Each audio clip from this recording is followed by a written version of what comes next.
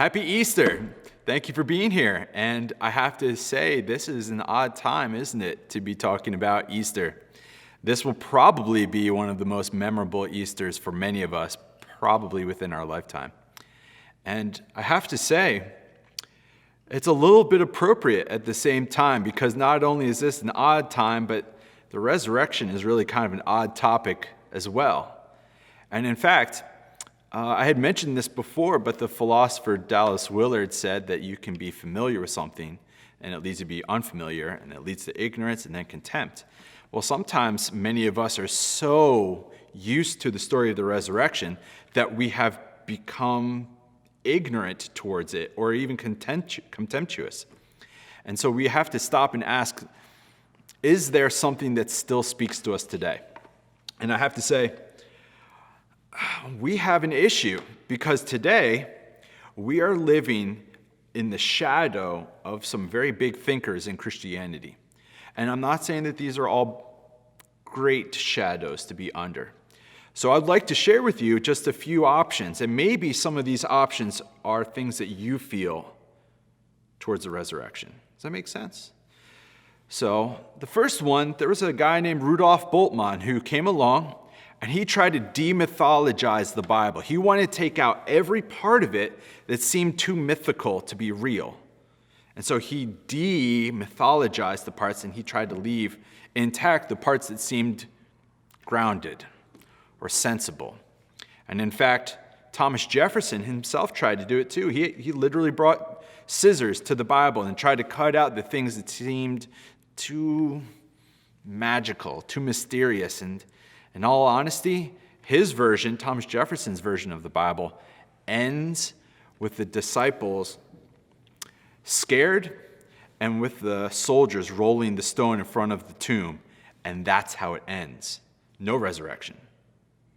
So maybe you're one of those people that have kind of a demythologized view of Christianity, where you look at these passages, but you kind of discredit the stuff that seems a little too whimsical, a little too miraculous.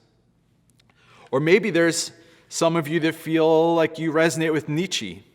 Friedrich Nietzsche was a German philosopher who was the son of a Lutheran pastor, but he's coined with having said, God is dead. And in the parable of the madman, he talks about how many of us go about our lives in such a way that God is dead. But he does something very strange in that parable where he says it's like we've untethered ourselves from the sun. And now it's like we don't know what's up or down, left or right. Are we in night or daylight? We're just on a globe spinning through the dark hurdles of infinite space. But maybe you feel that way. Maybe you already live as though God is already dead, but God's already been dead and been there before. But you know what? Maybe you don't resonate with Bultmann, who tried to demythologize. Maybe you don't quite resonate with Nietzsche and say that God is dead, that religion is something of the past. Maybe you don't feel like that's the best route to take. So maybe this third option. There's a guy that came along, his name is Feuerbach. And Feuerbach said that God is nothing more than a projection of our own whims and desires onto the clouds, onto the skies. And so he kind of had a more psychological approach. So maybe you think that God is just a projection of all of our wants and needs or desires. But you know, in Christianity, we've got something very unique. And it's a little difficult to grasp, especially on such an important day as this. Christianity is not a religion. The very first Christians were actually called atheists. I don't know if you know this, but they were called atheists because, one, they didn't have a temple. They are the temple. It's like, what does that mean? They didn't make sacrifices to God. Rather, God made sacrifices to man. So like, whoa, what is going on? And then, well, what's your law? What are the rules you guys follow? Oh, our rule is love. Like, man, you guys are just atheists. You clearly don't have any religion whatsoever. And so the early Christians were literally called atheists because their understanding of faith didn't fit the mold whatsoever. But we do say that Christianity is a revelation, not a religion. Religion is every single way that we try to link ourselves onto God. And a lot of people do it through different ways. But the Christian revelation is that God has freely chosen to link with humans. And that's a very different thing. That God in freedom and love has chosen to associate with us. And so when we come to this story of Jesus being raised from the dead, there's so much more going on than Bultmann, Nietzsche, or Feuerbach could ever have really imagined.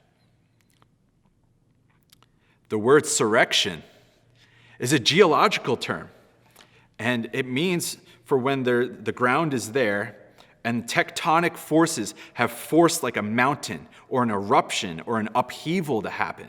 And so a surrection is something that's bursting forth. Resurrection is very interesting because it means that some forces have aligned again to burst something forth, just like a mountain. Resurrection is actually Jesus bursting out of the ground, very much like geology. It's like, well, what's going on there? But the thing is, resurrection and the bursting forth of something new from the ground can lead us, you and I, into an insurrection. Have you ever thought about, to be a Christian is to be an insurrectionist? Right? Oh man, but that means as insurrectionists, we anchor our lives in the resurrection by saying that from the ground, forces came together and burst this new life forward. And as a result of that, the rest of us have been inspired to be insurrectionists and to burst forth little micro expressions of the kingdom, no matter where we are, no matter what field we are in. But there's no demythologizing that. God's not dead in this situation, and God is certainly not just a projection. Because one thing that's very unique, and this shows up a few times in the early literature of the church, the tomb is a womb for the new humanity being born.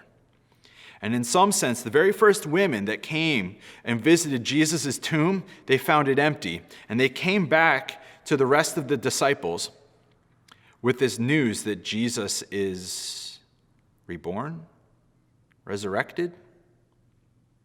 And in some sense, those first women were a little bit like midwives, announcing the coming of something new.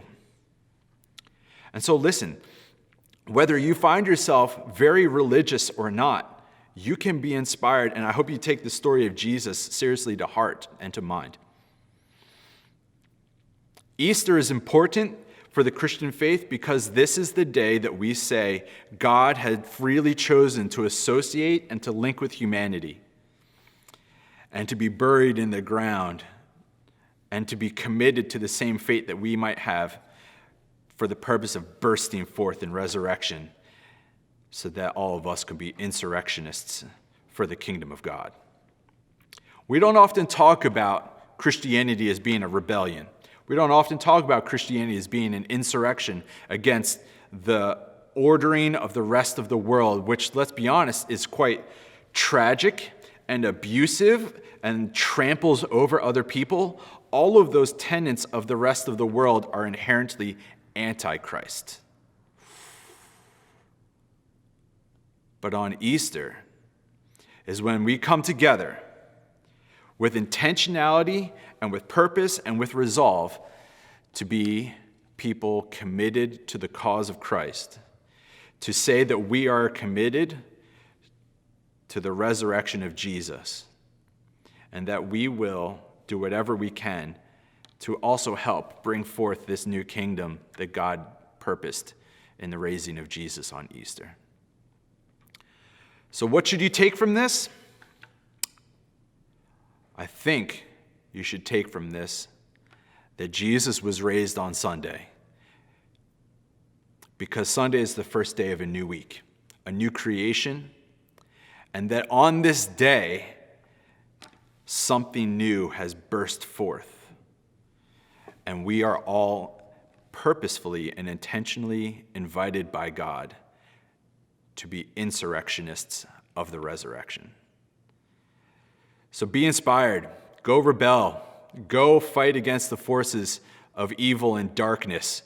Quite seriously, all the forms of shadow and hatred, all the ways in which we trample and abuse one another, fight against that.